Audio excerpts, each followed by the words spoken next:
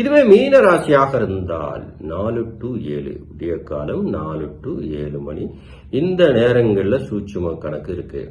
அது என்ன சூட்சும கணக்குன்னு சொல்றீங்க? அது நல்ல ஜோதிடரை பார்த்து, ஐயா எனக்கான வெற்றி சூட்சும கணக்கு போட்டு கொடுங்க, எனக்கு அந்த நேரத்தை நீங்க கரெக்டா குறிச்சு கொடுங்க, அந்த நேரத்துல நான் செயல்படுறேன், அல்லது அந்த நேரத்துல முடிச்சுக்கிறேன், அல்லது அந்த நேரத்துல குளிக்க போறேன், அல்லது அந்த நேரத்துல நான் சாப்பிட போறேன், அல்லது அந்த நேரத்துக்கு நான் வீட்டை விட்டு வெளியில போறேன். எத்தனை இருக்கு.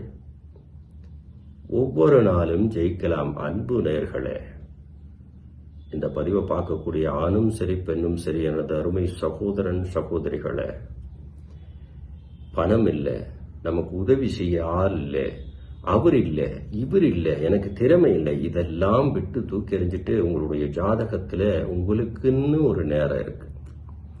அந்த நேரத்துல சும்மா பேசுங்க.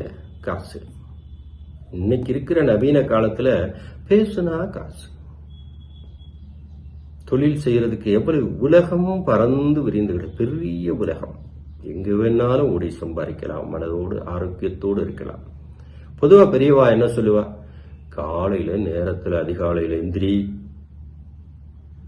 ஆரோக்கியமான உணவை உண்ணு, நல்ல வேலையை தேர்ந்தெடு, கல்விக்கு போ, நல்லா படி. எவ்வளவு பழமொழிகள் இருக்கிறது.